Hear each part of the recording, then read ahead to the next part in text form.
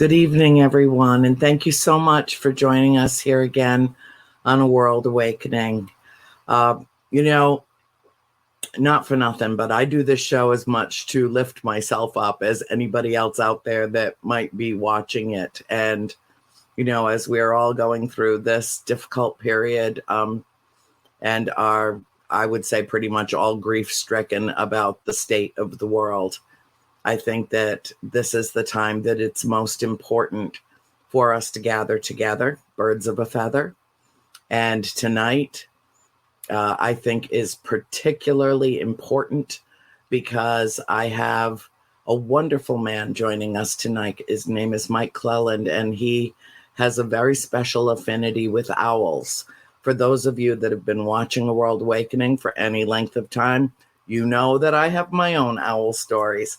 I had the privilege and the pleasure of meeting Mike last year at the UFO Contact in Houghton Lake, Michigan. Deb and RJ DeRoos put this, wonderful event together. And I closed up my table and came down to listen to him. Actually, I think I dumped my table on Jeff Bowling. I'm not positive, but I did come down to see his lecture because I couldn't miss it when I found out what it was going to be about. So tonight, occasionally I do title some of the broadcasts different episodes, and tonight's title is I Will Be Seeing You. I will not sing the song for you right now because if I do, it will be stuck in your head for at least the rest of the night, perhaps through the weekend. But already, some of you are already hearing it. I know you guys. So anyway, Bill, come on, because I know you know our guest as well. So how are you, darling? I always do that. It's just a habit, Annie. It's just a habit. I know. But today is actually also your birthday. Today is your happy birthday. And I didn't even send you a message on Facebook because I wanted to announce it to the whole world on the show tonight. Happy birthday, darling. We celebrate you. Thank you. But I had the distinct pleasure of actually meeting Mike a few years ago. Mm-hmm. It was a Pine Bush UFO conference that they did in Kingston, New York. And it was along with Richard Dolan, Peter Robbins, and Laird Scranton. And yes, I've got my copy. Look at that. And yes, Mike did sign it for me. He's a great person. He is. He's just an awesome person. And I'm really looking forward to him on the show with you. But also, let's just put up, because he has a companion book for this as well. And that's a companion to Messengers. That's in my hand right now. It's a great book, folks. And so is this. It's a great book. And the forward is by Whitley Strieber on this one. And also this Hidden Experience, a memoir of owl synchronicity and UFO contact. So he's got a lot of great content out there, folks. Make sure to check out his website, which I'm going to put on the screen right now, MikeClelland.com. And Annie, I actually had an interesting owl experience myself. When I was younger, my friend and I were hanging out in his car at a park in the Bronx, of all places. We were listening to Rush, and it was Fly By Night was the name of the song. Now, on their cover is a white owl.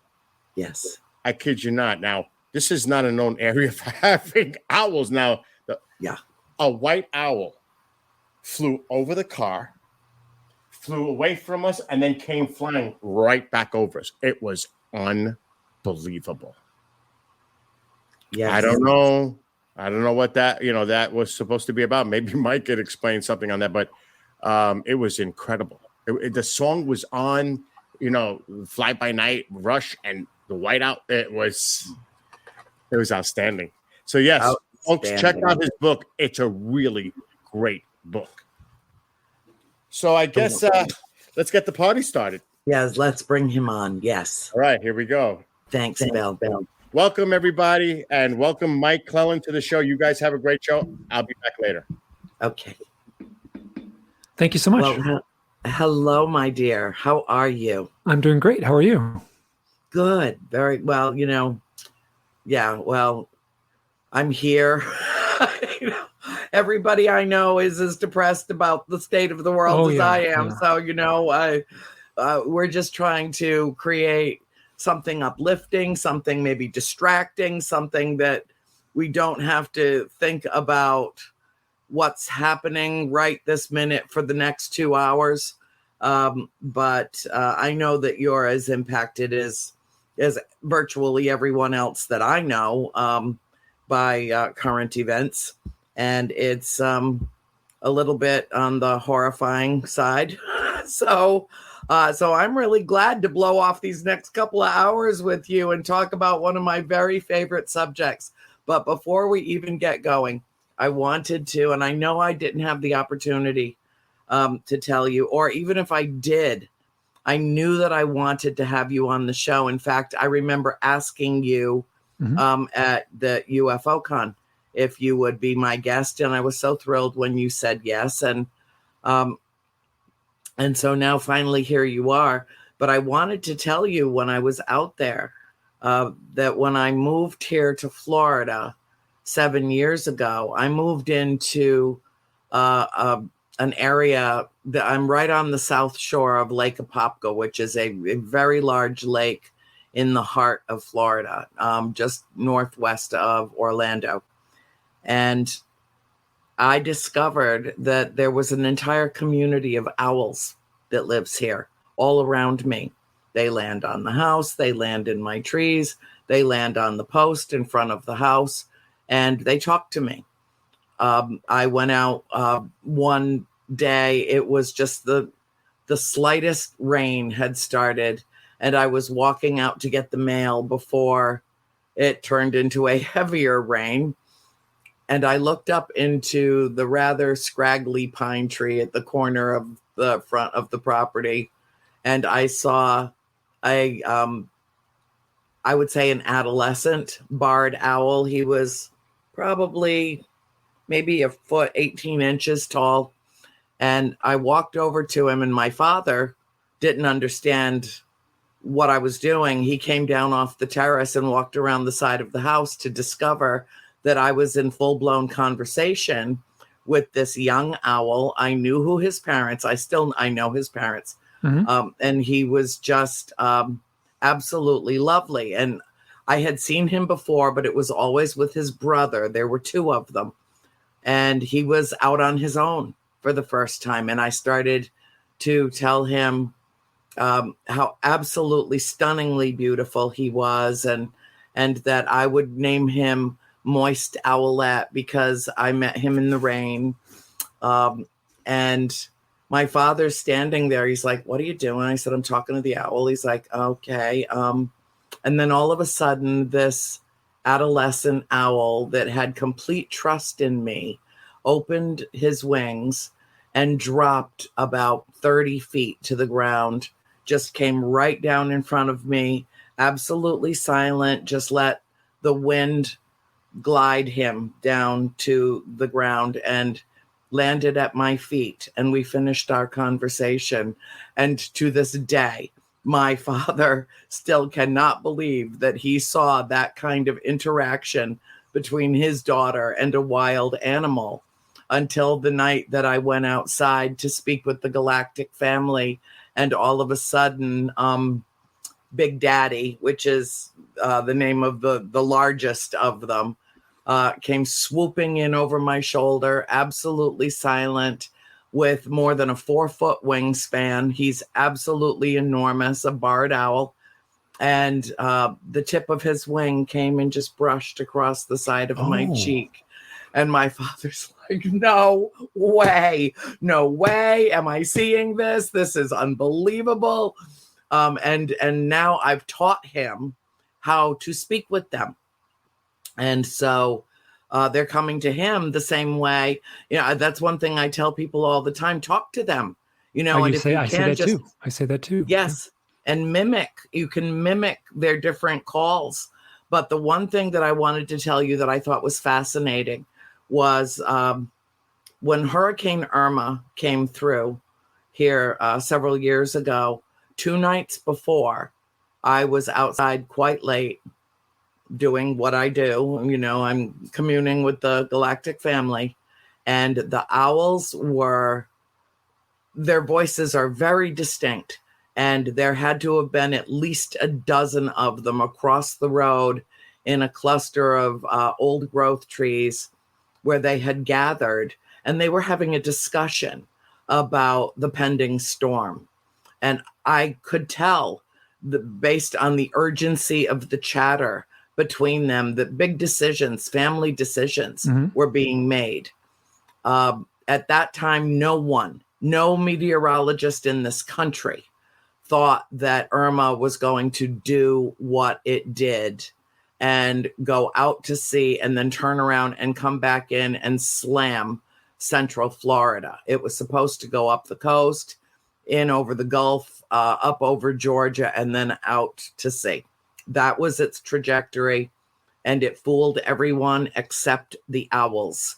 And they had this, I would say, a 20-minute long conversation about basically the bottom line is, we're the hell out of here. And then apparently they packed up all their little owl suitcases and they left, and it went completely silent in the neighborhood. And they didn't come back for 2 weeks. And they all came back at once because they knew what we didn't, which was that hurricane was going to come directly over us, which is exactly what it did. And they were intelligent enough to fly the coop, just get out. And Chief Daniel said, and I want to quote him correctly, but Chief Daniel said, all animals are smarter than we are. I do believe that's the precise quotation. And I agree with him. An American Indian chief would know and was correct. All animals are smarter than we are, but there is something mystical and magical and extraterrestrial about owls. And so with that, I want to introduce you to tell your fascinating story to our viewers worldwide so that they can be as mesmerized by you as I was last September. Well, good. So I just want to make sure that that what you're sharing there is pretty common as far as talking to the owls. So that's one of the things people say, and I got this owl around my house, what do I do? And I say, well, go ask it what it's doing there, So, and I've had good luck with that, where people will get answers, oftentimes not in the form of the owl answering verbally, or they'll get some sort of synchronistic event will show up in their life shortly after. In my research, the first book is titled Owls, UFOs, Owls, Synchronicity, and UFOs, and the UFO Abductee, excuse me. And I was arguing that people who have had UFO contact have a higher incident of owl sightings, owl experiences, and those owl experiences mimic the ancient lore. They mimic our mythologies. And I feel I do a pretty good job getting my point across, where I say that the ancient mythologies, the mythologies that are part of our long lineage of folklore, arose out of real owl experiences. People were having real owl experiences. And I'm saying these experiences are still happening. People are still having these owl experiences, but we don't have a context for it anymore because we've disassociated from those ancient myths, where at one point in the village, in the tribe, in an era where we were still connected to nature in an integral way, we would have had a mythology in place. And it might have changed a little bit from tribe to tribe. Someone on the north side of the Mediterranean would have one set of mythologies, and someone on the south side might have another, and then someone in Finland might have another set, and then someone in North America. And so but there's a core thread that runs through all that, and that would be that the owl can see into the darkness. And that's amazing for me to realize that, but it must have been magical for ancient man to realize that. Like, I can comprehend now that they can see into the darkness because they have a highly developed eye, and they have a different number of cones and rods within their eyes that allows them to have what would appear to us to be miraculous vision in, by all accounts for us, would be total darkness, but an owl would be able to see in just the barest minimal amount of light. Not only see, but fly in the forest in almost complete darkness. And darkness means something different for you and I than it did for ancient man. Or even just turn the clock back about 150 years before the electric light bulb, darkness meant something totally different, right? So, with people without flashlights, so darkness meant like a land of testing.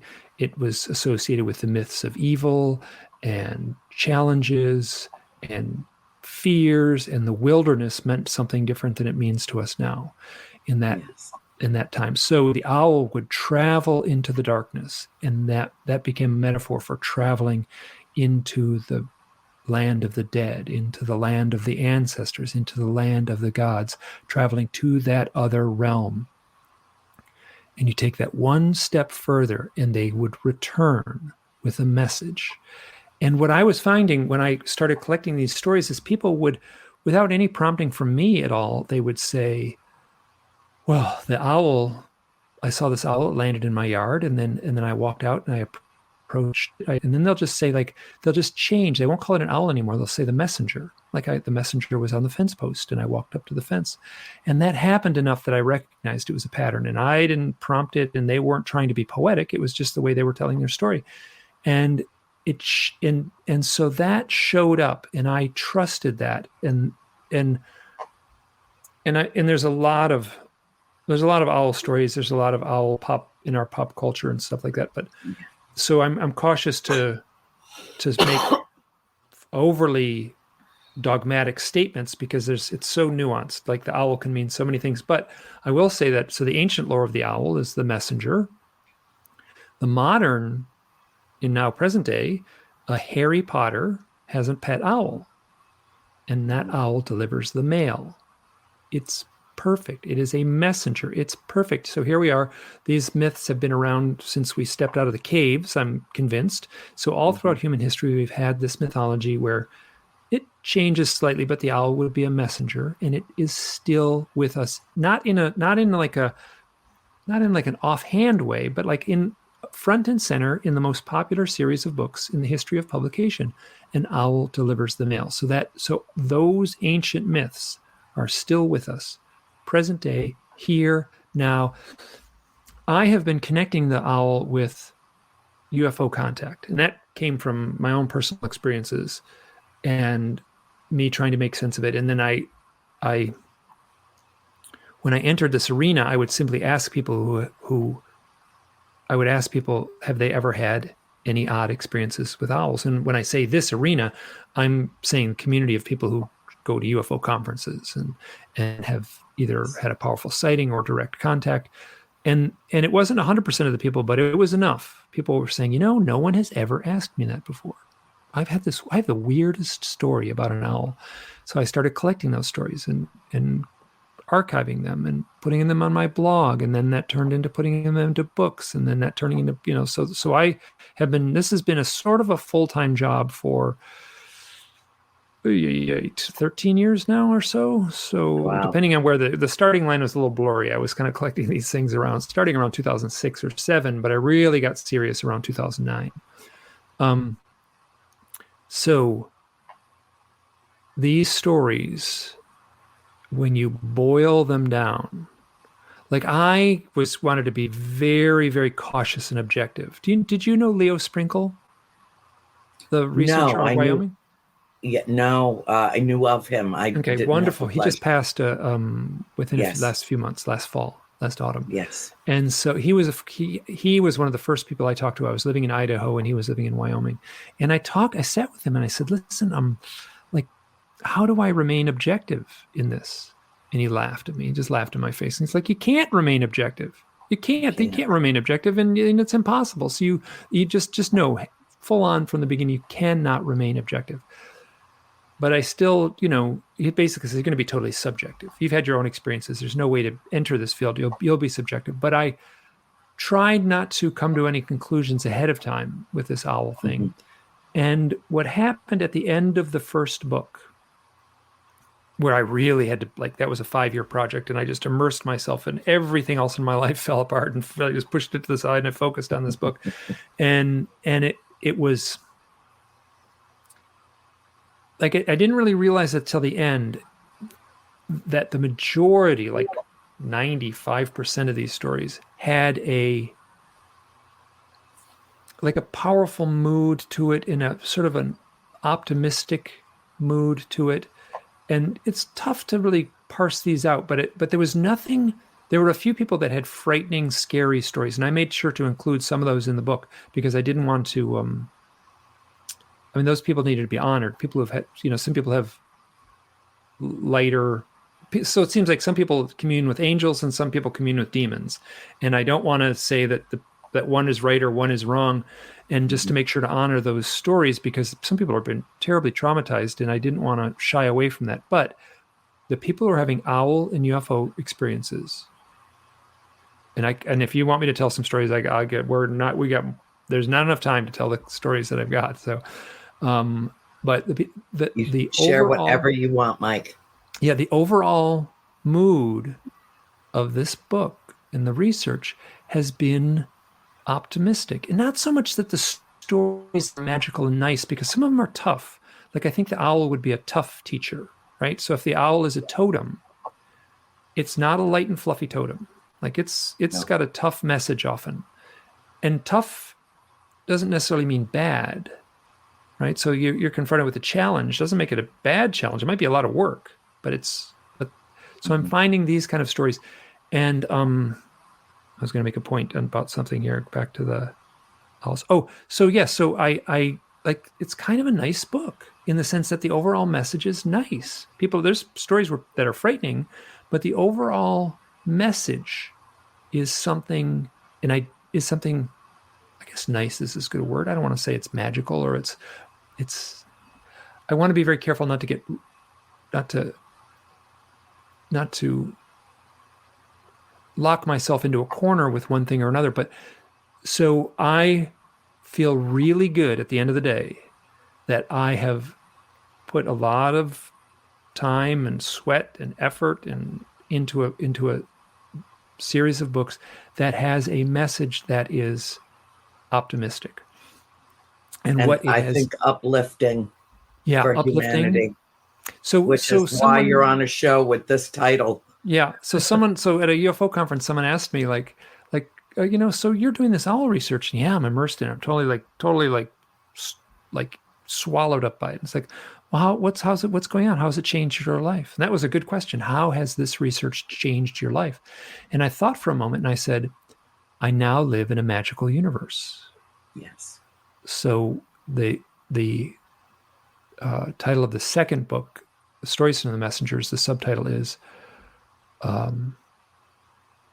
Owls, UFOs, and a Deeper Reality. And what I would argue is that the owl is the totem, the symbol of a deeper reality, like a reality that is running parallel to our reality, the reality that is running below the surface, or depending on how you put it, maybe above the surface. Or above the radar.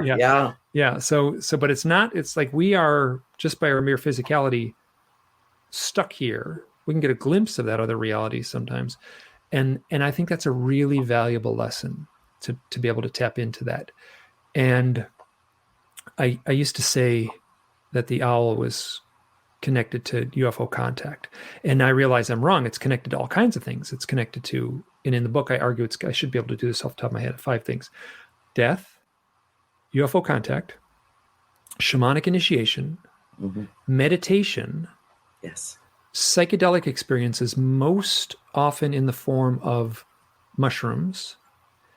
And then, did I say shamanic initiation? Yes. Okay, so that's the 5. Okay, and then UFOs. So, and so I'm arguing now that the owl is more a totem, not so much of UFO contact, but of a highly charged human experience.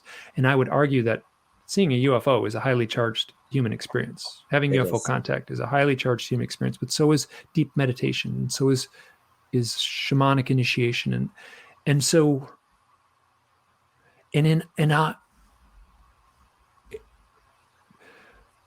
there's a connection with healing.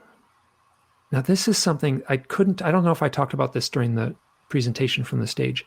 Yes. I talk to people all the time. I had conversations. I had 2 wonderful, beautiful conversations today over the phone. I talk to people on the phone. I do a lot of correspondence through email, and I ask people, when I'm talking to someone on the phone, I just have a pad of paper next to me, and I write on the paper their simple stuff, their name, their telephone number, the date, and then a couple key things. So if I ever talk to them again, I can go back to this piece of paper and say, oh, you're the one that had the thing with the owl on the fence. And then, oh, yeah, okay, great, got it. And then in the corner, I just write Reiki. And I just wait. I just wait for it. Mm-hmm. And it is, and I say, so what do you do for a living? And they go, oh, I'm a Reiki therapist. I don't have a good set of data, right? I mean, my data pool's just people who contact me and such. So, but I would argue that half the people with UFO and owl experiences together are Reiki therapists, are healers. And if they're not Reiki therapists, they're doing another form of energy healing. Right. So that, to me, that just blows my mind. Like, so I don't know what the overall percentage of Reiki healers in the United States or in the world is, but it ain't 50%. I'll tell you that. So why do people who have owl and UFO experiences, do they also have Reiki? They're like practicing Reiki practitioners.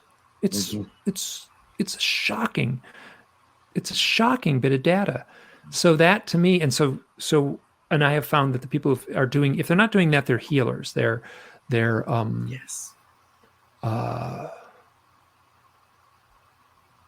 nurses, they're either a nurse or they're a psychiatrist or they're a doctor or they're doing some sort of healing work. And I actually had a conversation, I should be careful saying this, so I'm not going to give away any names or any details, but a woman contacted me and she said, oh, I had a powerful owl experience that was followed up by a UFO experience. And the owl experience was really powerful for me. And I asked, so what were you doing beforehand? Like, what were you doing right at the moment of the owl experience? And I was like, oh, I was on the phone talking to my father. And I was like, what were you talking about? And I was like, well, I was just about to donate my kidney. And I said, what happened after the owl experience? So I went into the hospital and donated my kidney to a friend.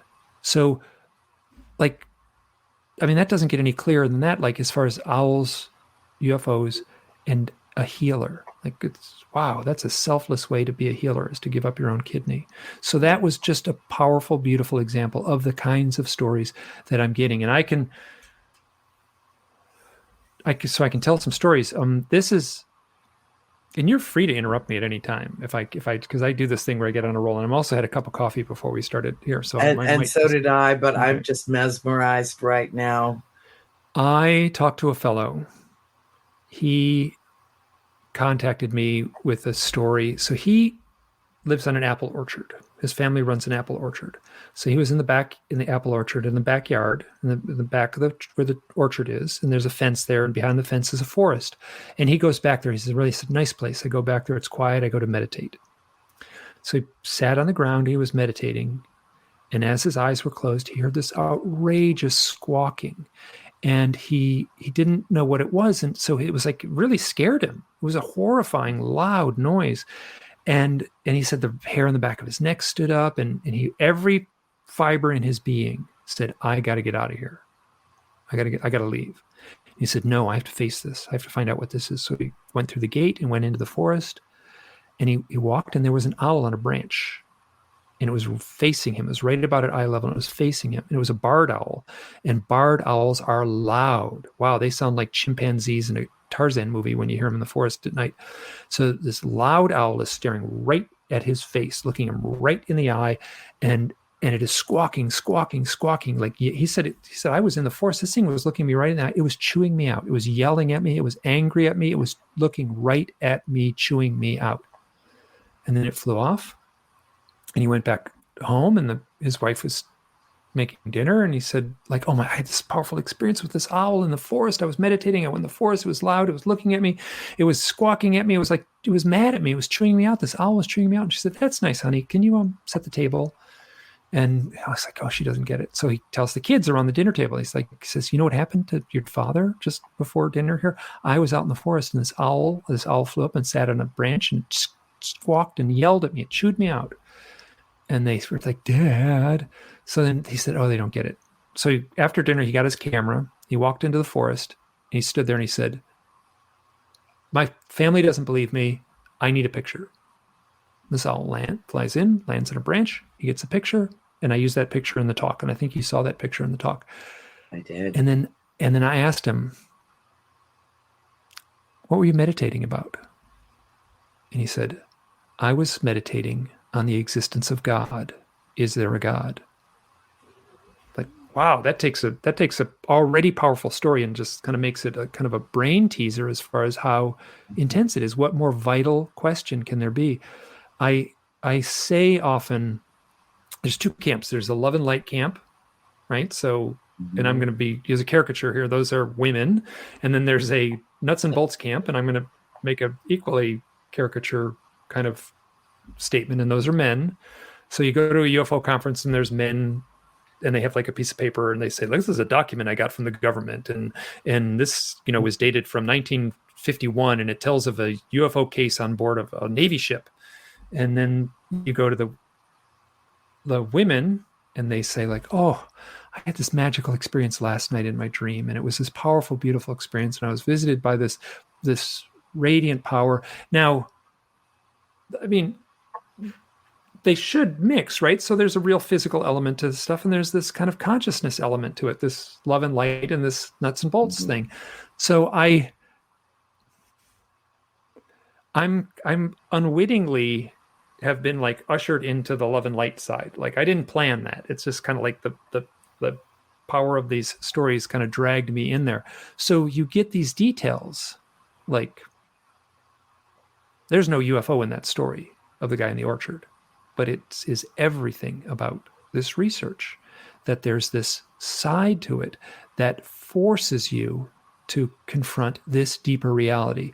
And that has been at the core of what I'm trying to express in my research. Like, I tell a story, and then at the end of it, it's like, like that deeper reality thing, that's what I'm that's what I'm confronting. And you've probably been in this kind of situation. So two people, you talk to someone and you start talking about UFOs. It should take any thoughtful person about 3 minutes before, they say, oh, a flying saucer. You had a flying saucer experience. Okay. When was it? What was happening? And then 3 minutes later, she'd be saying like, why are we here? What does it all mean? Is there a God? What happens when we die? Like these experiences take you right up to that line. And if you don't go there and you stay talking about this document from 1951 with this thing in the Navy, and like, I've had people say like, we researched the paper. We took a little punch and we took it to a laboratory, and we realized that this paper really was from 1951. And I was like, what, like, how is that helping anything? Like, I just like, there's like, I mean, I just, how to say this? I talked to one fellow interviewed me. He said, well, how do you know when the people you're talking to are telling the truth? And I said, well, when they cry, that's a pretty good idea when you're talking to them. And he's like, why would they cry? And I was like, they're having the most transformative, mystical experience of their life, whether they're seeing a metal ship or they're seeing or they've had some sort of visionary experience. Like this is a on the level of trauma. It alters your ability to interact with the reality that you knew crumbles away, and it has to be replaced by a new form of reality. Exactly. So I held the floor for a long time. Ask anything you want there. Exactly. I often say that we're going through an incredibly transformational period in terms of our spiritual ascension and evolution as a species, as the human race. And that the owls in some way, and I think in multiple ways, factor into this process. I know I could give you enough people that I know personally with their own owl stories that you could just publish your next book, just compiling the stories of people I know personally. And it's because I hang out with people who are attuned to, all things supernatural, paranormal, ethereal, metaphysical. But I see what you're describing happening with a lot of the gentlemen that I know, where they are gravitating to the mystical and away from they're making that quantum leap from pragmatism and skepticism to locking into a higher consciousness about this, which opens them very often, makes them deeply emotional, and is helping them tap in to the richest, purest part of who they are.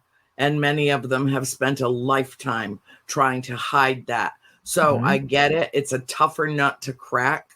And I think that to make that leap from pragmatism to a spiritualism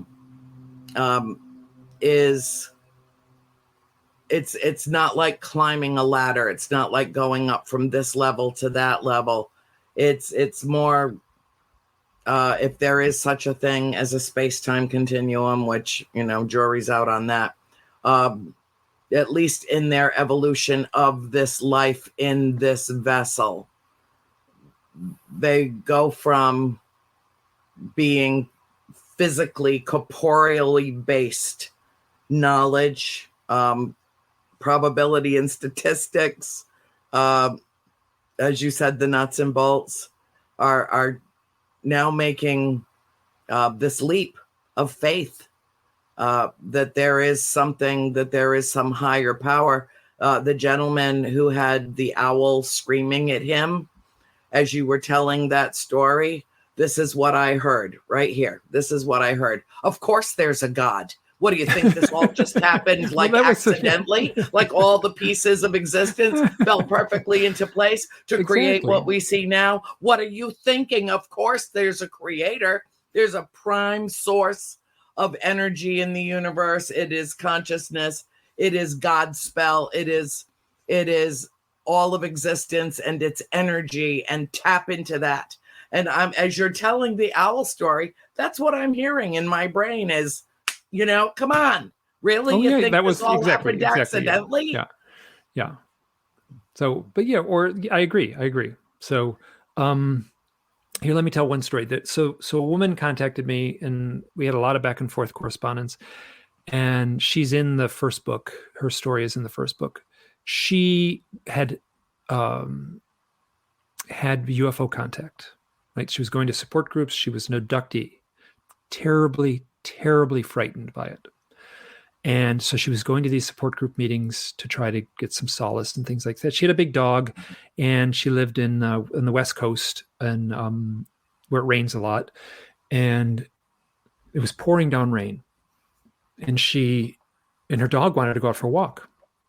She would normally never go out for a walk when it's pouring down rain. So she took the dog for a walk, and she had this circuit she would go, and she would walk to the shore, to the water, and there was a long jetty that went out into the salt water in this bay. So it was a long, long jetty, and she could walk with the dog out in this jetty and then turn around and walk back and then come back home. So it's pouring down rain. She gets about halfway out the jetty, and she goes, "What am I doing? What am I doing out here? Like this, it's pouring down. This is ridiculous." She turns around, and there's a big owl standing behind her. So she turns around, and she's confronted with this owl that has landed behind her. So when she turns around, and she said her dog is very high strung, chases other things, chases birds. Her dog sat down like it was confronting royalty. And she sat in front of this big owl for a long time. And then the owl flew off. And she walked home. And it wasn't too much later that she had a pain. I think it was in her shoulder. And she went to a doctor, and she had advanced cancer, and it was manifesting in her bones. And she went through traditional chemotherapy, and she said it almost killed her. It took her right to the edge of death. And she has been cancer-free for, I think that, so that she talked to her and I talked a few years ago, and it was 15 years. So it's probably getting close to 20 years that she's been cancer-free. Now, I said, what's the point of the owl? What was the owl? What do you see the owl as? And she said the owl was a sign. I sat in front of that owl, and there was it was a powerful experience to stand in front of that owl. And she said, in retrospect, I see that owl arrived shortly before my diagnosis with cancer. And that owl was a message, a totem, a symbol that life is going to get hard. At the same time, she beat the cancer. And she said, I was right to the edge of death. The chemotherapy almost killed me. And I said, how has your life changed? I asked her that. She said, before that owl and before my battle with cancer, I was afraid of my shadow. I was afraid of everything. He said, now I am afraid of nothing. So there's a person who had direct UFO experiences, had a powerful owl experience, and it plays out so, it's like, that's a tough story. Like, that's not a light story, but that's the symbolic essence of this owl thing. I would say the same thing of me. I had a series of owl experiences while camping. It takes a little while to tell this story, but I know you told it at the UFO con. It was brilliant. Please share it. You know, I can. So this is 2006. We have 2 hours. Just go for it. So this is 2006. Oh, that's right. Kristen was in the audience So Kristen was in the audience. So I went camping with a woman named Kristen.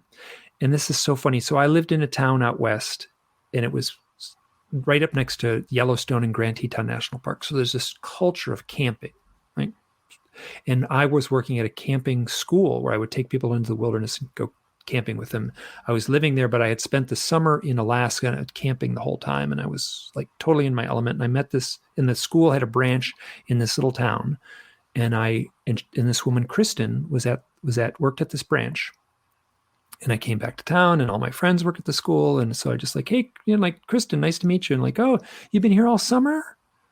It was October at this point. You've been here all summer? She said, yeah. She said, oh, wow, you must have camped a lot. So awesome to be here in the Tetons. You must have camped a ton. And she said, I didn't camp once. And I'm like, that's terrible. I'll take you camping. So let's go out for one night. So a couple nights later, we went out for one night, and we walked into the mountains. And the way the trails are set up, you can get really deep into the mountains. And we took a very light pack. We checked the weather. There was no chance of rain. So our plan was just to sleep out under the stars. So the sun was setting, and I was completely in my element. Like, I was so content, like, being outside. And so I was making dinner on this little camp stove, and we were talking on this big flat rock in this field of wildflowers. And there came a point when I recognized there's something really, like, dynamic about this woman. Like, there's something I did not expect. And at that moment, an owl flew over us. And then a second owl, and then a third owl. And these owls flew around us, and they swooped down low near us, and they landed in the trees near us. And so we ate our dinner and looked at these owls. And then after dinner, the sun was setting, and we walked a little bit, and we found a flat spot to just lie out under the stars. And so it was nighttime, and we set our sleeping bags and our pads out, and we lay down under the stars. And so we're like lying on our backs looking up at the stars. This is high elevation Rocky Mountains. It doesn't get more spectacular than this. Just 10 trillion stars lighting up this night. And these owls would just fly right over our faces. They're very silent in flight. They make no noise that we can hear. And then, so basically we're looking at the stars, and the stars blink, blink. They blink out for a second. It's just so powerful. And the next morning we're like, wow, those owls, that was cool, huh? And she said, oh, let's, like I said, hey, let's go camping again. I'm like, I'd love, this was great. So we went camping again, and we went to a different spot in the mountains, and there was a hilltop nearby. This time it was cold. It was kind of a cold windy night. So we were a little bit chilly. And I said, let's walk to the top of that hill. And this time we brought a tent because it actually snowed a little bit that night. Not much, but a little bit.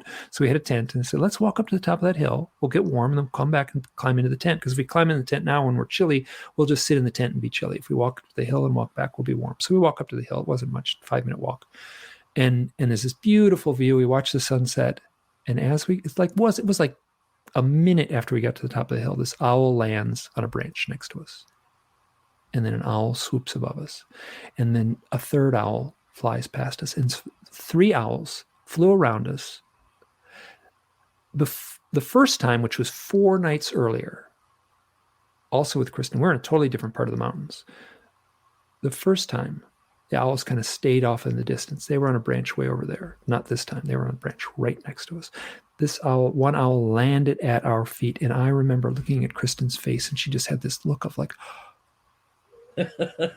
absolute astonishment. We were both astonished.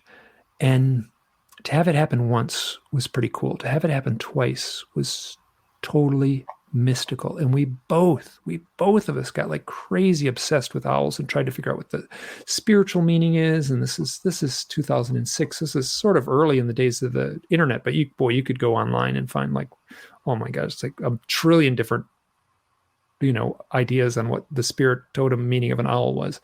Yeah. So, and then what I didn't say then, but I'm saying now, is when I saw those owls, both nights, I had a voice in my head. I was looking at real owls. Like I have no doubt that these were real owls. I was looking at real owls, a voice in my head. And was it my voice with an outside source? I don't know. But the voice in my head said, this has something to do with the UFOs. So 2006, I was 44 years old.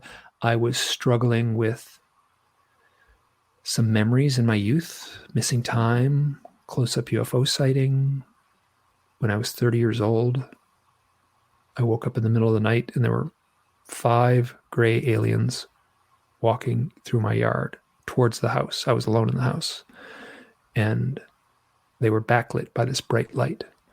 And I sat up in bed. I don't know why I woke up. I looked outside. I looked at these 5 beings and I heard a voice in my head that said, oh yes, they're here.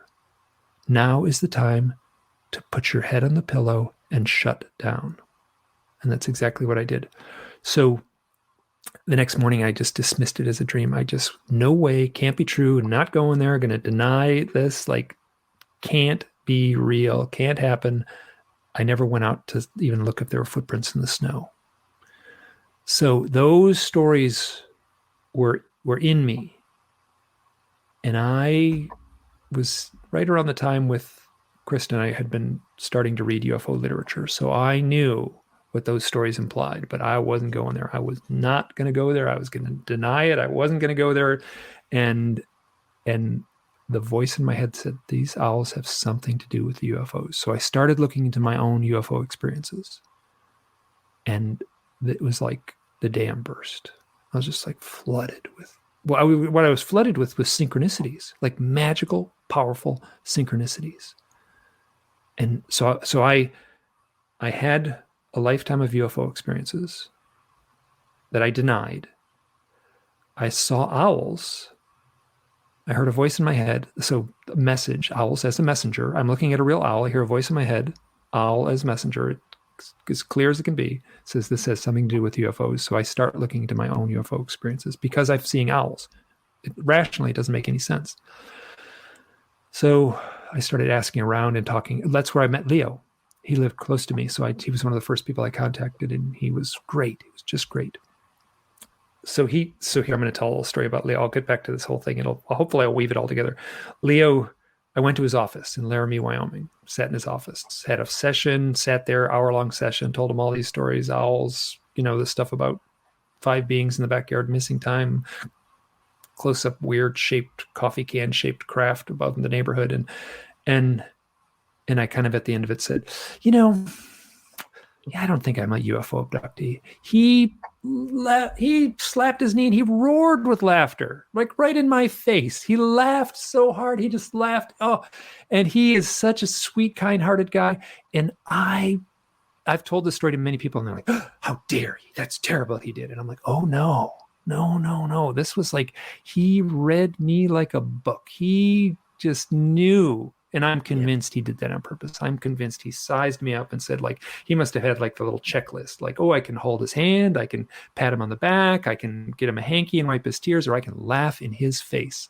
And it was the perfect thing to do. Like, how stupid can you be?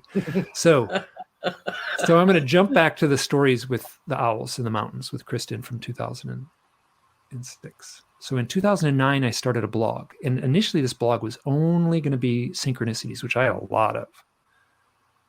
And I put the very first story on the very first day. I think it was like when you go back to I think it's the second post is the story with Kristen in the mountains with the owls. Mm-hmm. And I posted that thing and I was like, so I put it up online in 2009. Kristen had moved out of the valley and we kept in touch. I still had her. So I called her up and the post was already up. And I said, what were we talking about that first night in the first thing? Because even in the story, in the post, I said, we were talking about something really interesting. And I recognized that this person was more thoughtful and smarter than I expected. And she said, oh, I remember exactly what I was talking about. The first night when we saw the first owls, I was giving my most heartfelt definition of what God meant to me. And that's when the first owl appeared. So, like, my first, like, introduction, like, I forgot that, right? So I'd already put this online. I'd already told the story. I'd already, like, been asking people about owls. I'd already talked to Leo Sprinkle. I'd already, like, been, like the denial of trying to deny the UFO contact thing worked for a while, and then it stopped working. So, and the act of it stopping to work is like, you know, when you have your tea kettle's on the stove, and like you turn the heat on, and the water's in there, you know it's going to start whistling, and there's like this tension, like it hasn't whistled yet, but you know it's going to happen. It's coming. Yep. But that was my life. My life was like that tea kettle was going tick, tick, tick, tick, tick, tick, tick, tick, tick, tick, it was just ready to start. So Kristen says, I was giving my most heartfelt definition about God, what God means to me when the first owl appeared. And when I was at that talk, so I'm standing on stage, I got slides and stuff like this. I've practiced this talk. I've gotten pretty good at it over the years. And so Kristen's in the audience and I'm like, Kristen, how am I doing? Like, I wanted her to say like, well, you got this part wrong. And she said, oh, that's dead on. That's dead on. Yeah.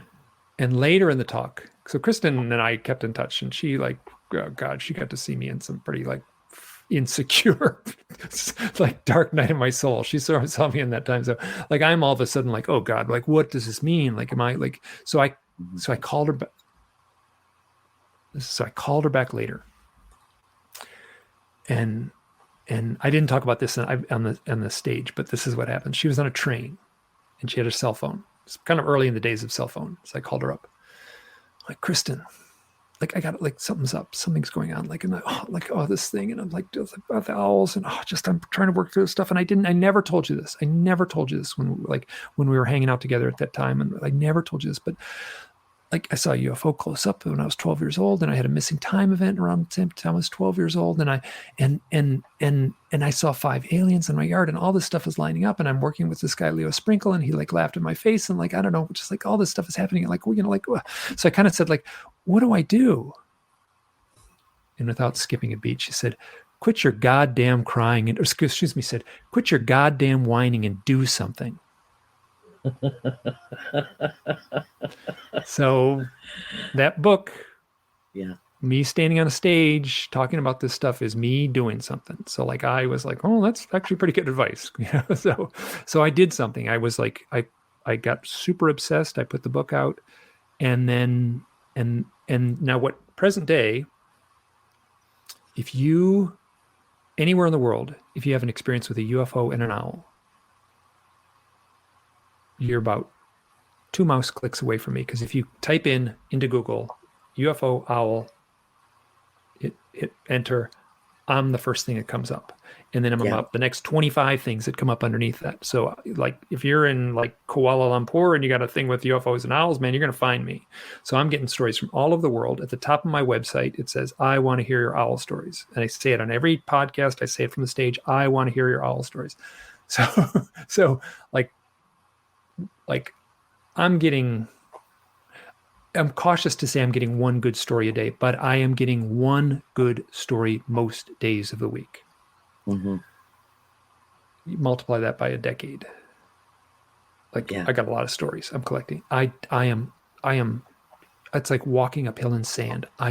They're all, you said like, oh, you could have enough stories to fill a book. I could fill 50 books. It would all be the same story. It would be the same story over and over again. It would fill 50 books, but it just like, it doesn't serve anyone to tell the same story again, over and over again. So the story, when you boil it down, is usually the owl comes first. Someone sees an owl, whether it's earlier in the day, a day before, or in the same moment. The owl flies away and they look and there's a UFO there. So that's owl, UFO, side by side. And then the third part of the story is they say, oh yeah, then I had a spiritual awakening. Yeah. Like, okay, so like I'm like, where's the nuts and bolts guy for this one? Like, now to be fair, on MUFON is this incredibly conservative organization, Mutual UFO Network. And I got there, so I said, I'm not a field investigator. I've never been associated with MUFON, but someone handed me their little paperwork and said, here's the field manual. When you go and someone has a sighting, and it says the total normal stuff, like what time was it? Which way was it flying? Can you draw a picture of it? Is there any physical evidence? In that long list of very dry things, it even says, did you contact the airport and get radar returns or anything? And in that thing, when you go down the little checklist, when you just check these things off, one of them is, have you had increased psychic ability, or has your spirituality changed? I'm doing that from memory, but that's pretty much it. That's right there in the most conservative organization's checklist. So like I'm not saying anything that other people who have done this work haven't noticed already.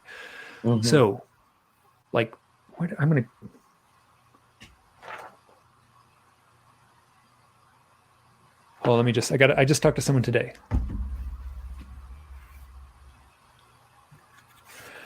This woman said about her owl experience. She said, afterwards, there was an incredible accelerated spiritual awakening.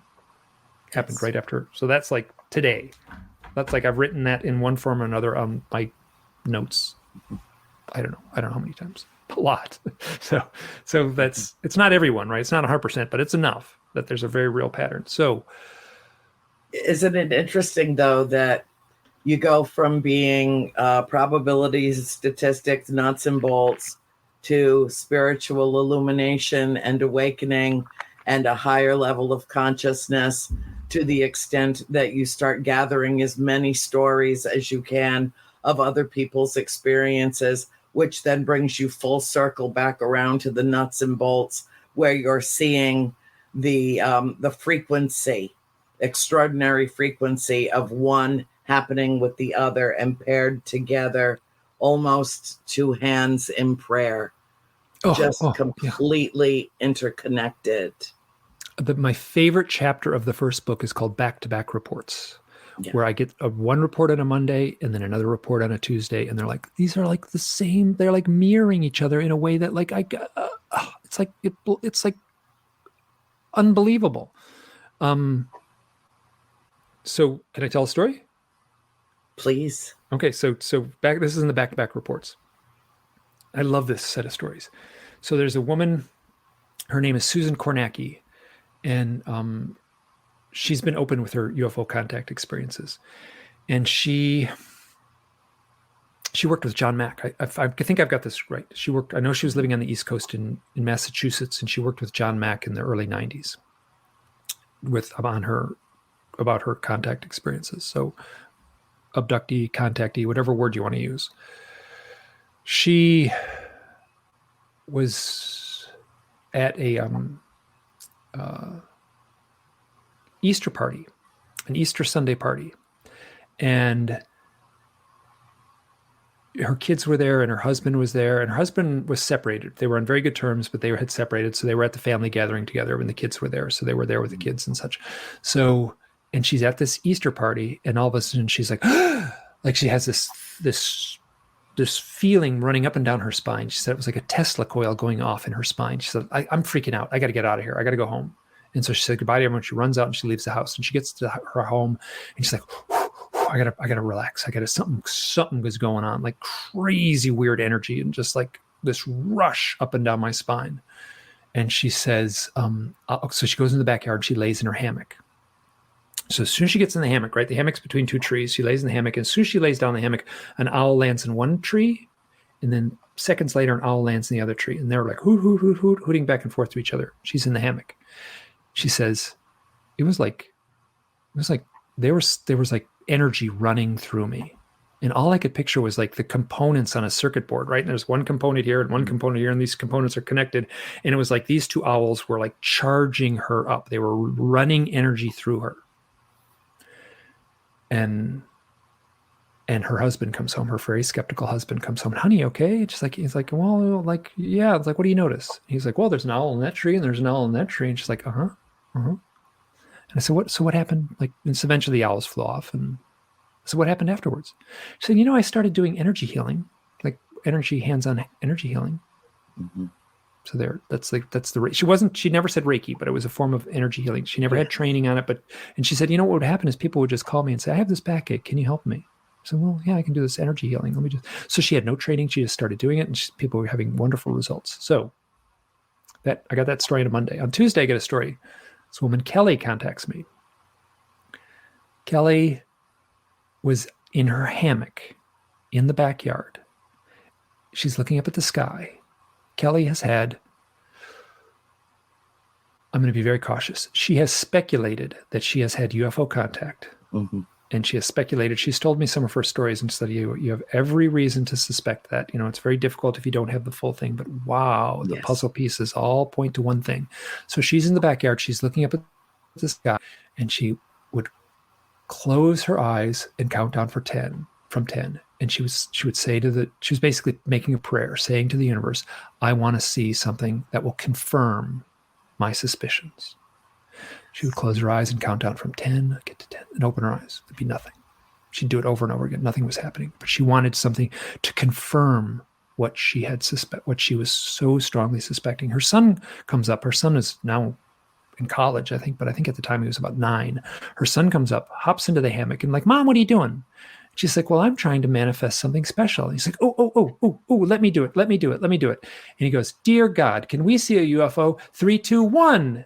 And they look, and there's this little dot in the sky that she says is like a diamond-shaped ice cream cone with like glittering with all the colors in the rainbow. And like she said, colors that I didn't know exist were like shimmering off this point in the sky. Her very skeptical husband shows up, like, what are you doing? He's like, oh no, she tells her son, go into the house, get the binoculars. So he runs to the house and he runs back, and then they're looking, and then her very skeptical husband comes and says, what are you looking at? And it's like, well, you look in the sky. And so he puts the binoculars up, and he won't give them back. He's like, what is this thing? And the thing is moving slowly, and they're losing sight of it. And so he has to like walk up away from them in order to keep it, because it's going closer to the tree line, and for him to see, he has to back up. So he takes the binoculars and walks away. Well, I get one story on a Monday, one story on a Tuesday.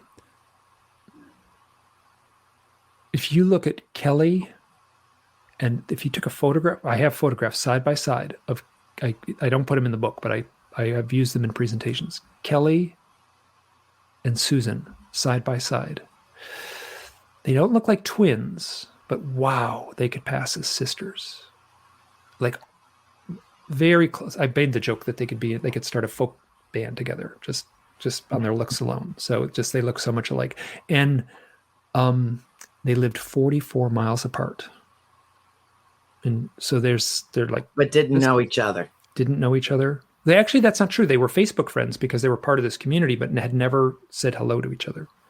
So, and when they met, they actually met at one point, and they went to this bar, and then, or like it was a restaurant, excuse me, it was a bar at night, and they met for lunch.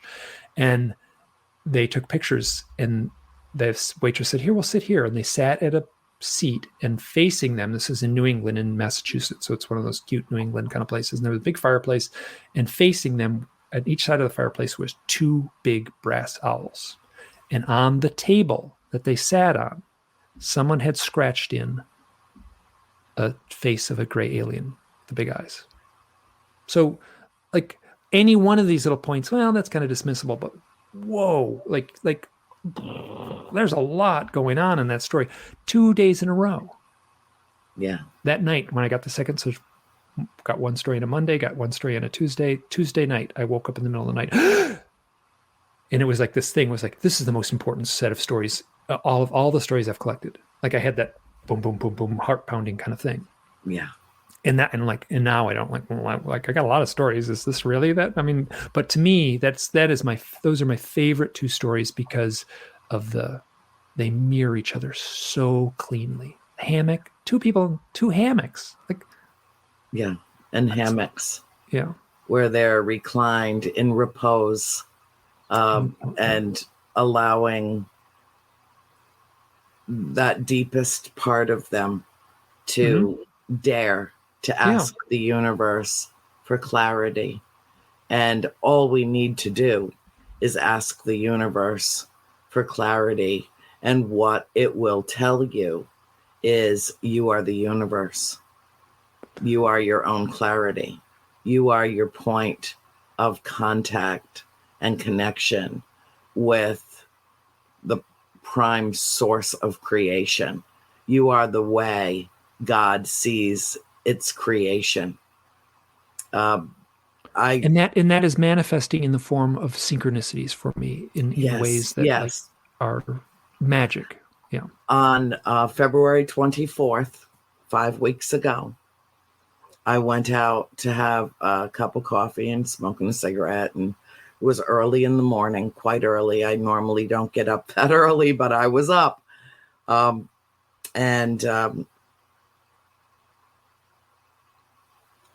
I saw a flash of light, just a glowing, beautiful light right over the lake. And then it was gone. I mean, it lasted maybe 5 seconds. That's not unusual, Mike. I have sightings every day. Wherever I go, there they are. Wherever I just got touched. I just got touched. Oh, really? I love it. Yes. Whoever is, you're all welcome. You know you are. And I was just sitting there and had my little dinky dog with me. She's sleeping over here. And all of a sudden, I got the clearest message that I think I have ever received. I mean, it was succinct and it was to the point. And this is it verbatim. If we are here, this planet and its people are in crisis. We are here.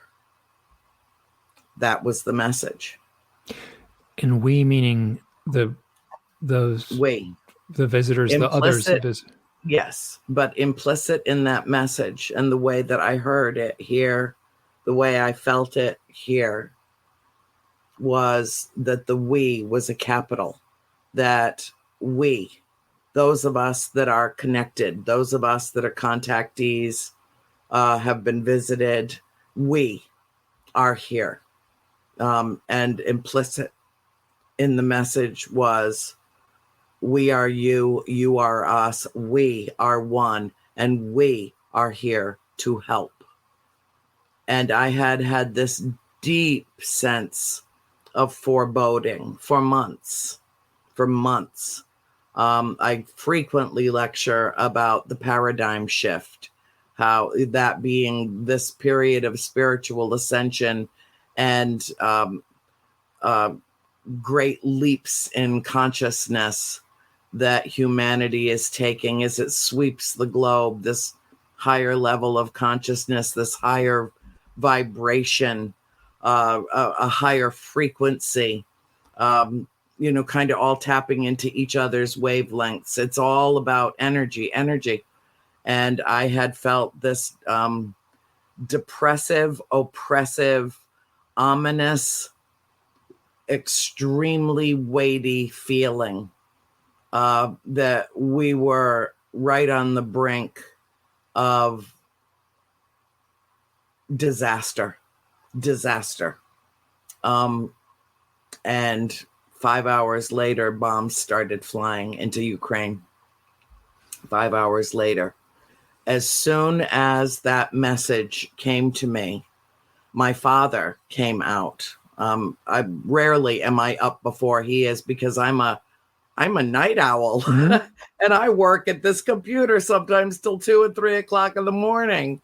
And he's been in bed for 5 hours on his side of the house. And I've got my side of the house all lit up and, the music in the background, and I'm typing away. And so we kind of do ships in the night thing sometimes, but he came out and I said, I just got the most extraordinary message. And I told him. And as soon as I told him, nothing happened after it happened to me. When I heard it, I just sat there and began to assimilate it because I know. I mean, for me, that was kind of stating the obvious. Yes, of course, I know you're here. Could you help us do something? Because we're in a boatload of trouble down here. But as soon as I told him, Big Daddy, my big barred owl, whose face is about this. I mean, his face is huge. I would not be able to touch my fingertips around his face. He's so big. Flies into the front yard, lands on the electrical pole right in front of the house, and starts talking to me. As soon as I told my father the message that I had received, it got the stamp of approval from my nearest and dearest of the owls, the one that has physically touched me by choice without me knowing.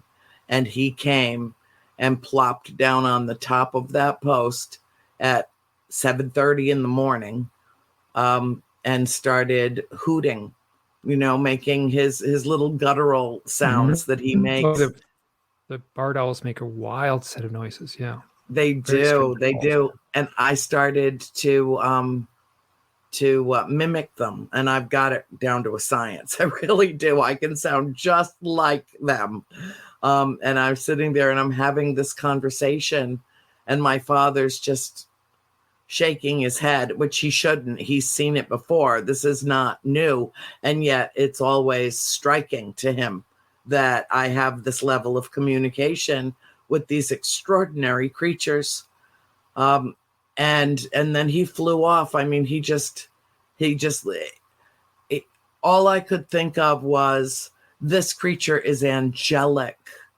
The way that he just lifted his wings and just without even putting any energy into it, just swept down across the street and went back over to his cluster of old oak trees right on the edge of the lake, because he had said what he had come to say, and I had expressed my concerns in kind.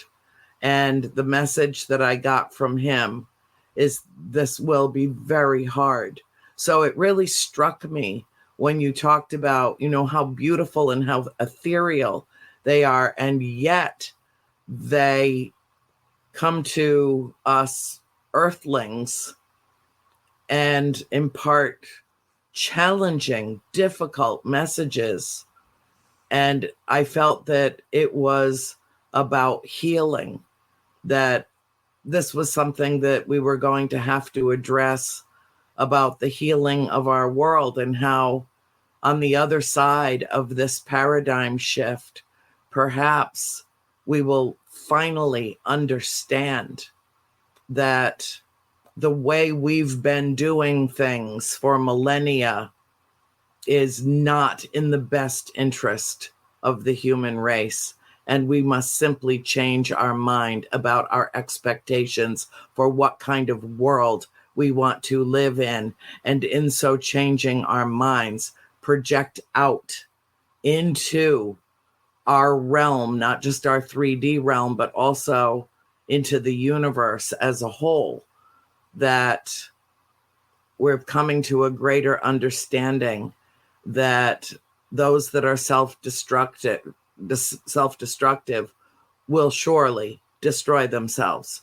If you are persistent enough at a certain behavior, no matter what it is, it's going to have ramifications, the same as pitching a pebble into the center of a pond and watching the concentric circles move out in the water. There's no stopping that frequency and that wavelength once it is initiated until it plays itself out.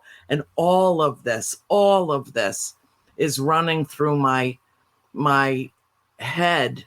And I looked down and my cigarette had just burned up to nothing. It was just the little butt. And I reached over to throw it in the ashtray, and I looked at my hands, and for a split second, Mike, I saw the talons of an owl. Wow. Not the hands of a human.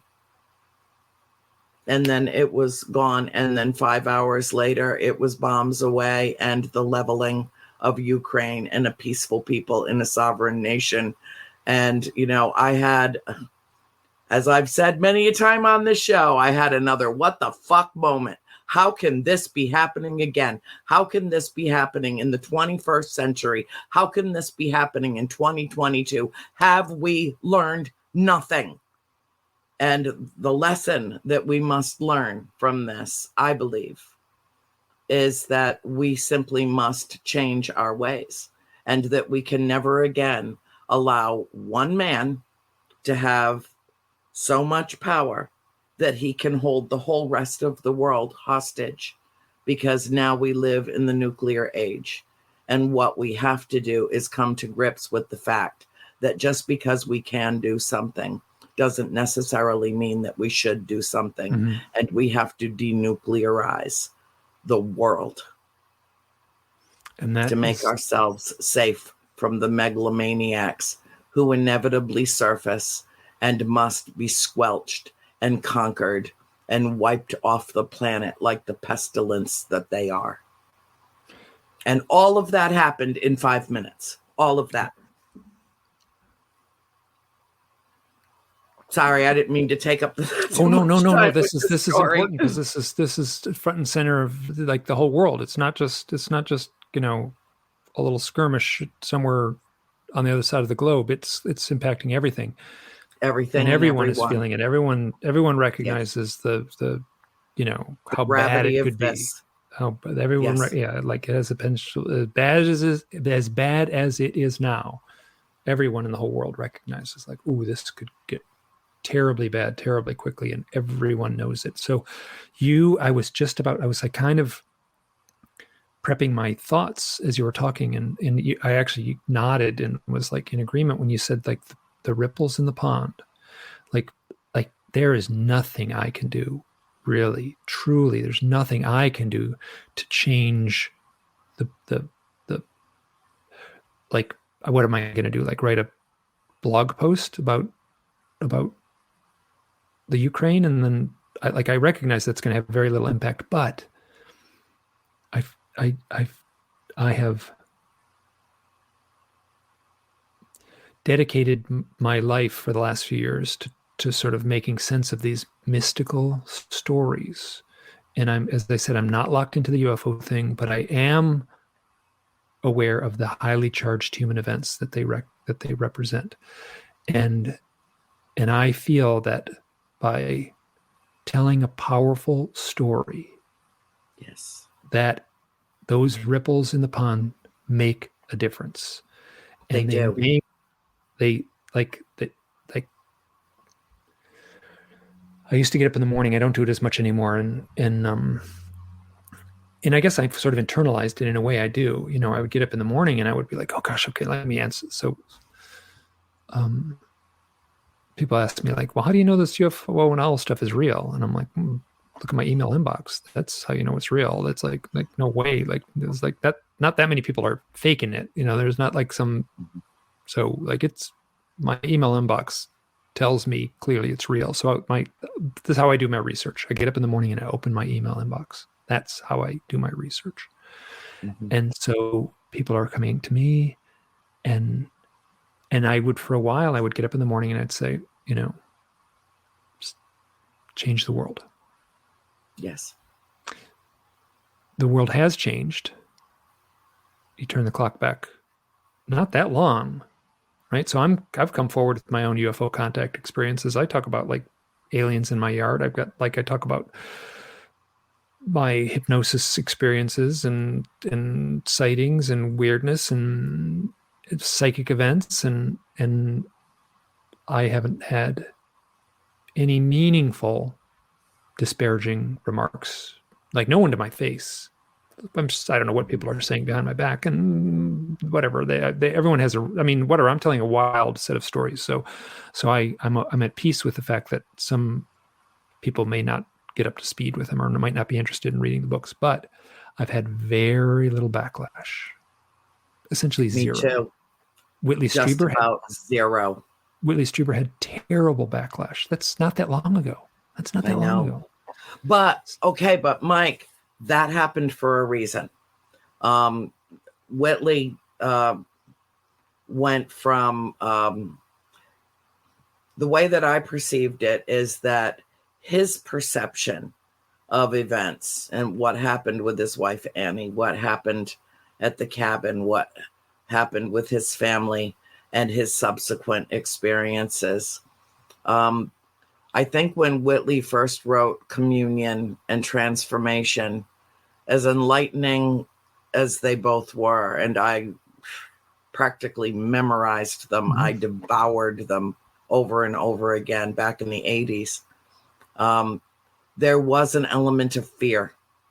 There was, I don't think that can be denied. And even when he spoke about it publicly, which he eventually started to do, there was certainly that element that was present, but he made his spiritual ascension recently within the last 4 or 5 years. And those that tapped into his experiences because it horrified them, turned on him when he suddenly started talking about his experiences as more based in love and spirituality and true illumination of a higher power and higher entities that we are in a meaningful cerebral exchange with, telepathic exchange with. He went to a higher level, and everybody around him that was a devotee that wanted to go to the dark side of his experience, when he no longer dwelled there, they just fell away, and some of them were very unkind to him. And what they should have done is follow him, because he's the beacon, he's the light in the darkness, and he emerged in the most beautiful way through that whole experience. In the last 4 or 5 years, and I follow his work very closely, and I've seen this transformation occur, almost like he was a caterpillar breaking out of its shell, out of its sarcophagus-looking chrysalis, and taking flight with these beautiful wings. I admire him more now than I ever did 20 or 25 years ago, when he was my lifeline, when he was all that I had to explain away the otherwise inexplicable events of my life. And so I feel a closeness and a kinship to him, even though I've never met him. I've written to him. He's responded kindly, because he didn't know me, but I was the ghost lady, I don't think he's even I don't think he even knows who I am, and still responded to me years and years ago. And I see this beautiful thing that has happened to him. But I'll tell you, a lot of people, as you were just referring to, a lot of people are in that same place, that same headspace right now of, what can I do? You know, I'm one person on the other side of the world. What can I do to help heal this damaged world of its woes and bring us to a higher frequency, a higher vibration, a higher understanding, and you know, tapping into the unified field of consciousness and the realization of oneness, which must occur before we all make that leap of faith. And what we can do is put out in our own thoughts consciously what kind of world we want to live in, with our best intention, because thoughts are things. Thoughts make manifest. And it is a way, if we can communicate telepathically with extraterrestrial vessels and with these ethereal creatures that dwell among us on the earth, then we can certainly make a difference in the world when enough of us are operating from the right intention, from that core, that true north of our moral compass, to say, no more war, no more war. This must end. How can we heal? How can we help? Thoughts. Project your thoughts into this world in the form of meditation, laying in a bathtub, you know, tuning out the noise of the streets around you as you're walking down an avenue and going there to a higher level of consciousness, leaving 3D behind, transiting 4D and going into 5D and staying there for a little while and being truly connected with the galactic family, truly connected. And you know what? Here's the thing, Mike, I got to say it. In my last book, I've got a chapter about watch the birdies. You know, there's something about birds. Yes. That's, you know, birds as a whole, but particularly owls and crows, that I have a very close affinity with both.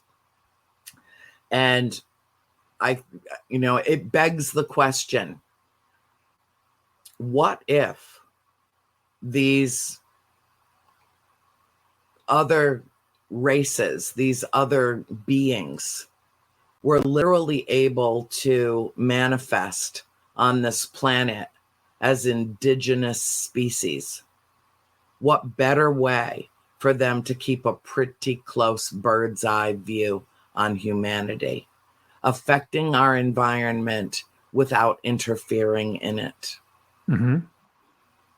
What do you think about that notion? Do you know Jacqueline Smith? She wrote a book about, she's an animal communicator. Yes. And she wrote a book called Animals Speak. I can't remember the name of the book. But in that book, she talks to animals as if they... So she's a channel. She's a very spiritual, soft-spoken, gentle soul. And she would talk to these animals. So she had conversations with like cats and dogs and horses and jellyfish. I do too. I'm an animal communicator. Yeah. So she was walking through the forest and this owl landed in front of her. And then I think she was passing it daily. And then she stopped and she looked at it and said, you know, hello, what do you have to tell me? What do you have to teach me? What can I learn from you? Yes. You and wise old bird. This started this dialogue where it's very strange. It's in her book, and I put excerpts of it in my first book, and I'm sure I lost people on this. Wow, it wasn't as if she was talking to the personality of the owl, or it wasn't as if she was talking to a personality that was inhabiting the owl, right? Like Yes. you know, like I have a lot of stories where it seems like a dead parent is inhabiting an owl a lot. Mm-hmm. Yes. But it was more I do too. Several. that the very common. It's very common. Mm-hmm. And back to healing. So oftentimes I'm going to jump back. I do exactly the thing that I'm terrible at, is I start one story and then get sidetracked. And so just rein me back in. It's okay. We all come right back around. Yeah. So what I'm getting in the stories is, and this is people, most often children who have lost a parent, will be grieving the loss of their parent, will be confronted with an owl. They will talk to the owl as if it is their parent. Mm-hmm. The owl will fly away and their grieving will be eliminated. It's a pattern. It's real. And I'm certain this has gone on all throughout human history. I've someone's father died in the hospital. They were holding his hand at the hospital and they walked out the hospital door and there's an owl on the grass, right? The doors, you don't have to touch them. Electric doors open up. They walk out there on the sidewalk, nighttime, owl on the grass. They walk up to the owl like, "Dad, thank you. We were a great dad. I'm going to miss you." And then I have that story over and over and over and over. Now, back to the owls as, where was I going with all this? So on just one level, owls so in the book I argue owls are healers, right? They're associated with the healing process. So heal, that's a big thing. Healing means all kinds of things, right? So the woman who laid on the hammock, Susan Kornacki, who had, a call to do hands-on healing. So, right. So she can heal someone's sore back. Someone has a migraine. Very common. I get a lot of reports. Like, I ask people like, do you have any healing skills? And like, well, no, I don't think I have any healing skills. What about healings with your hands? And they say, oh, well, I can hold my wife's head when she gets her migraines and it makes them go away. I'm like, well, that's pretty good. That counts. So, that kind of qualifies as healing hands. Yeah. On one level, we got, alleviating aches and pains. On another hand, like healing the world, right? That's lofty. Wow. That's, how do you go there? How do you really, truly do that? And I'm like, well, I think every act of kindness resonates somehow throughout the world, throughout the universe, right? Yes. And every act of dedication towards peace. So I can't get on a plane and go to Kiev and fill sandbags in the streets, right? So it's not going to happen. I wish I could in some ways, but I can't. But I can continue this work that has at its core a healing message. That's right. And those ripples in the ponds. When you made that reference to the ripples in the ponds, I was just about to say, I was thinking, okay, the way to respond to this is the ripples in the ponds. And then you said it just as plainly. It's like, as I had that thought. So you can see me nodding like, oh, like I got excited when you said that, because I was about to say the same thing. Yeah. Well, and there have been many times during the course of this conversation with you, and I've missed you, by the way. I felt an instant kinship with you. And, because this whole, there's just been so much that's been difficult and challenging and disturbing and disruptive. I've always I want to be in the right frame of mind to talk to Mike. I'm like, I can't seem to get in the right frame of mind. Okay, so I'll just bring him on the show and then we'll get in the right frame of mind together. But the thing that I found so compelling about you during your lecture in Houghton Lake, Michigan, was that softness and that kindness, and that there isn't a hard edge about you, and yet you are a rational, reasonable, even pragmatic human being who looks at the whole of existence in its entirety and then delves down deeply into what about our existence serves us to propagate and perpetuate our existence through touching and healing one another, and not even just physically touching, but just touching the heart, touching the mind, touching the soul, touching that essential core self that we all possess individually and then share in unison simultaneously. And I think that you've tapped into something, Mike, in your work, in your expose of not just your own stories, but that of so many others who trusted you enough to tell it for them. And the accumulation, the compilation of like experiences leads to something. And it might not be quantifiable, but tell me what in life that's emotionally based is anything other than immeasurable. That doesn't null and void its existence. It just simply is. So in the grand scheme of things, I perceive you as a healer because you reach so many other people with your magnificent words, which are very powerful and very loving. And yes, sometimes a little spooky, I mean, there are things about these encounters that can be, if not traumatizing, certainly disconcerting for people that have never experienced anything like it before. But I truly believe that there is some point of correlation and integration between the existence of owls and the existence of our galactic family.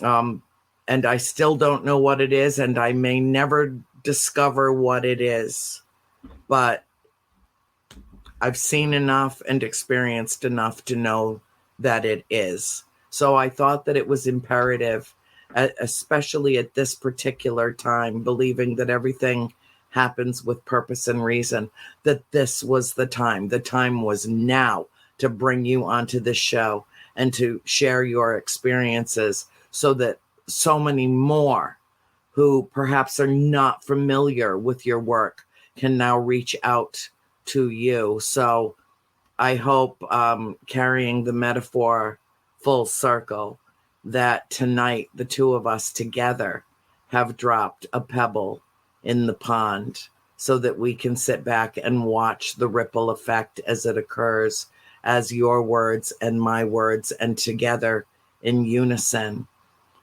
speaking out into the universe. What we know within ourselves is our truth, that it inspires others to speak their own, because there is nothing to fear here. There is nothing to fear here. There is not.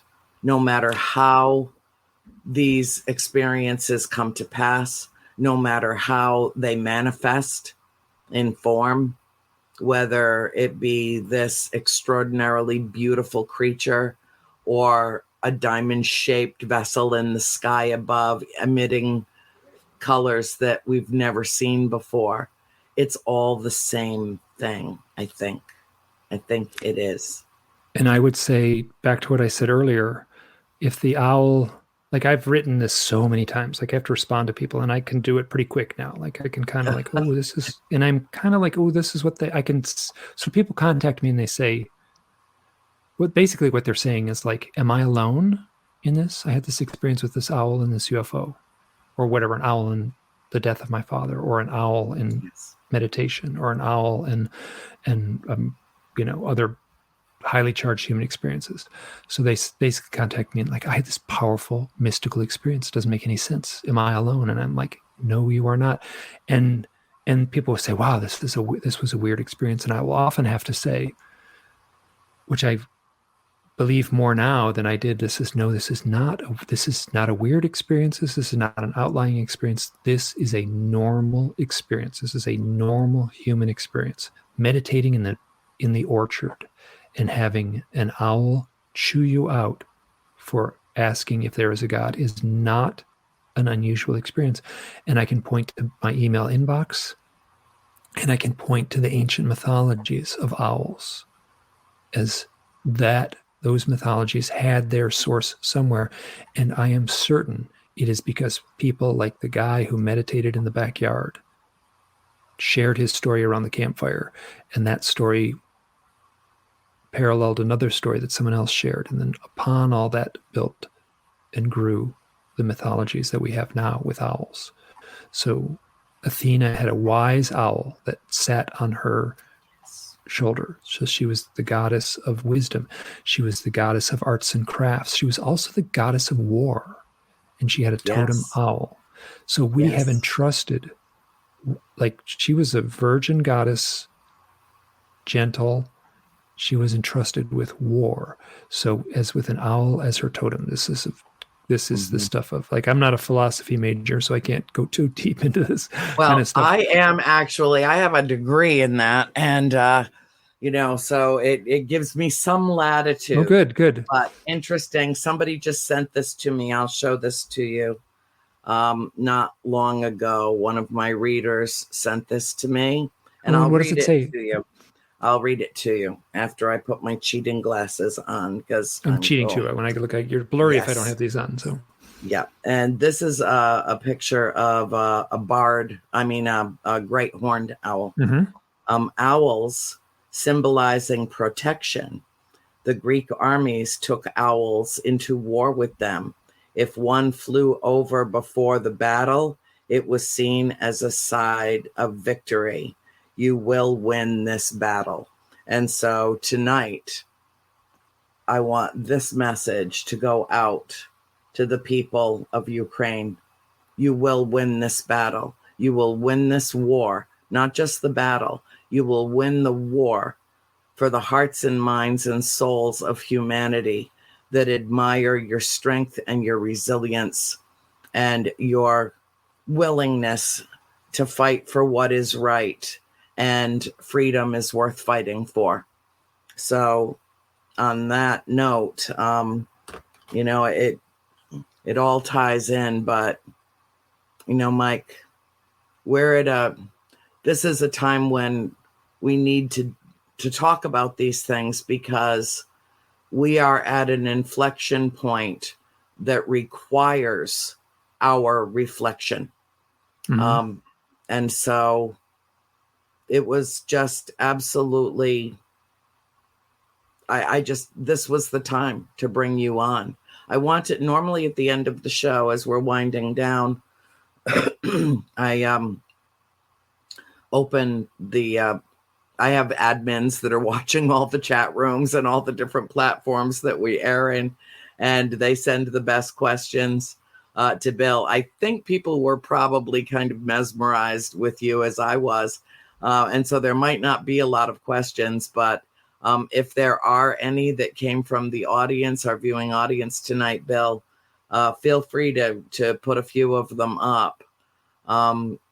Okay, Erin, do either of you suck at typing, Erin? I'm bad too. I write books and I'm suck at typing. So actually, I think that's the first typo I've ever seen the woman make ever.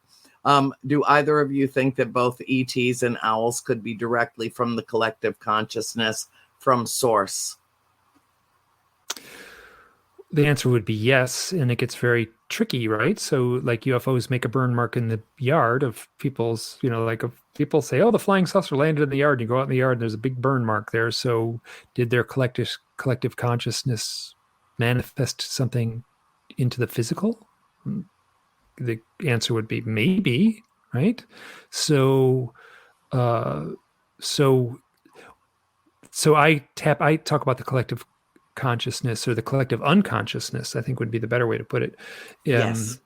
Would be like, yeah, that's so the woman I talked about who wrote the book about animals speak, and I think that's the title of the book. Her name is Jacqueline Smith, and she's the one that channeled the owl. And what I was going to say was she was channeling like the collective owl, like the collective owl energy. So it wasn't just one owl, it was the totalities of owls all over the world that was like speaking to her through this channeled voice. And I said to her, like, when we were talking on the phone, and I'm so glad I recorded this. I'm so glad I recorded this. So I asked her, like, why? Well, if you talk to those owls, like ask them what's up with the owls and UFOs, ask them for me. And then she started talking in this very halting kind of voice, and her voice changed completely. And I was like, I knew what was happening. She was channeling. And she said, and I'm doing things paraphrasing from memory, but I think I can do this okay. She said, people see things in symbols. We think in symbols. And the owls touch us unconsciously at that level. So the owl is touching us at a symbolic level deep within our collective knowledge. Like we have a collective knowledge all throughout human history of what owls mean. And ancient. Seeing an owl, we are tapping in. We see one owl, we are tapping into the ancient lineage of all owl sightings all throughout humanity. So if there's a power in these owl sightings, everyone feels it. It's in there. Everyone feels it. Some may feel a little stronger, but so it is and I would say that UFOs, the flying saucer, is part of our collective unconscious, whether it's just emerged, in 1947, or whether it's been with us from the dawn of man. We have a millennium. We have a thing seen in the sky. We have a collective unconscious knowing of that too. So so that's a very murky thing. Like, wow, what does collective unconscious mean, or what does the collective conscious mean? Like, we could spend all night in the talking this and we'd never answer it, but the act of grappling with that will be valuable. I think so too, and I agree with everything that you said about that. I think that when we see them, I personally, whenever I see one, and I see them quite regularly, I have the same emotional reaction to when I have a sighting.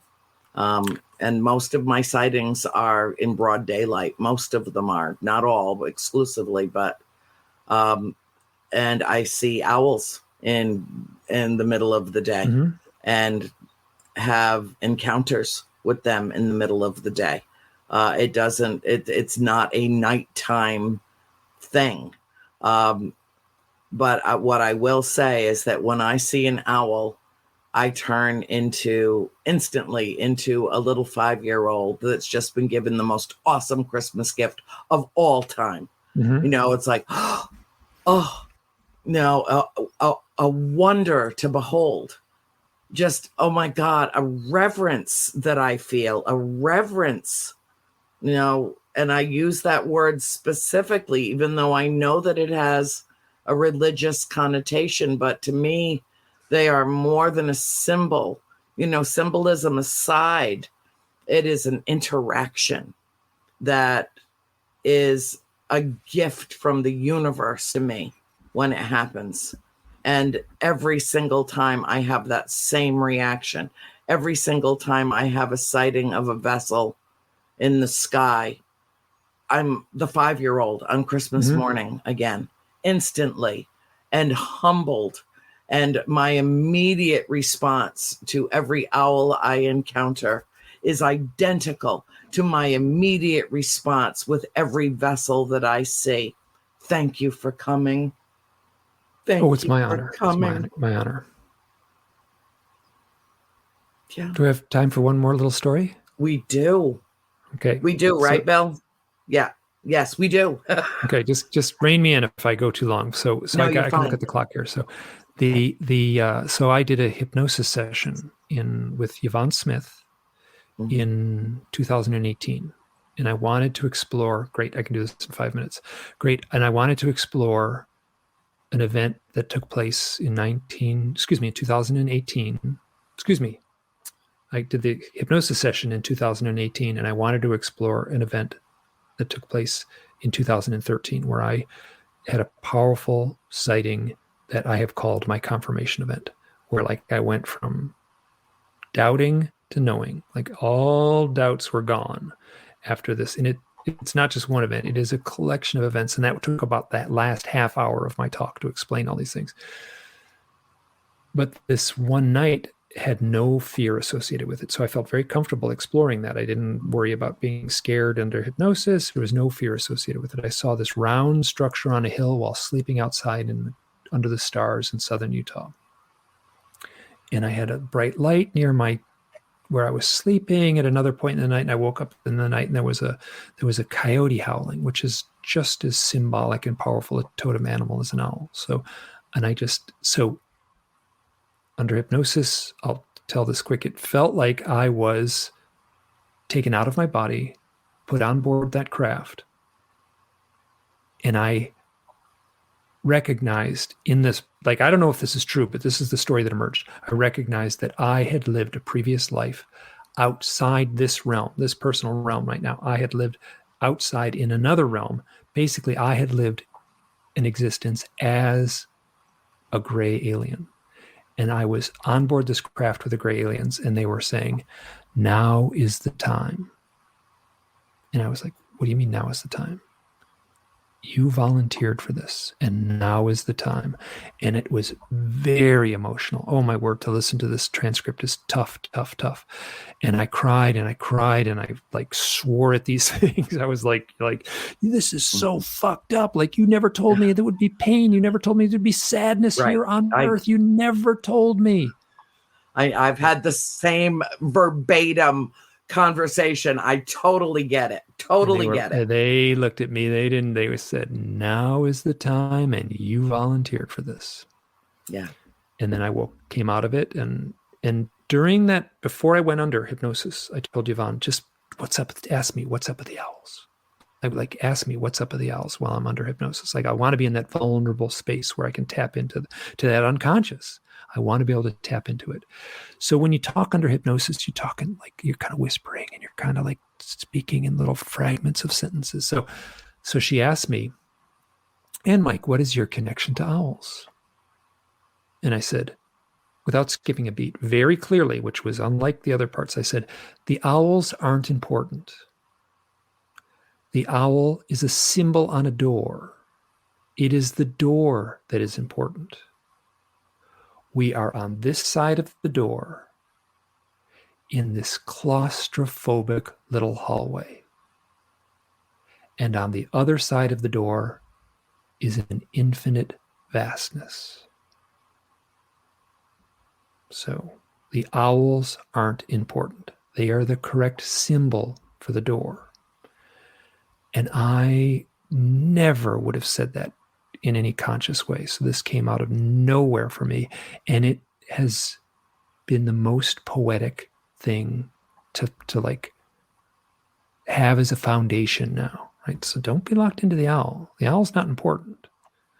The symbol of our existence here in this tight, physical, claustrophobic hallway, and to know that there is something grander just beyond that door. And I feel like all of us are standing right on that threshold all the time. We might not admit it. We might see the world and right. So, but we are all of us on that threshold all the time. It's a beautiful expression that I know comes from your essence as a light being that's stuffed into this vessel right now. This claustrophobic hallway, yeah. Yes, and into the little 3D shell, this eggshell that we're pecking our way out of slowly. And, you know, I think it's the perfect symbolism to end our show on tonight. But I hope that people tap in to this frequency, that they read your books, that they feel what you have brought into the world through having the courage to tell these stories. And from my heart, I truly, truly thank you for joining us tonight, because I know that your prescient and wise words have touched many souls tonight at a time.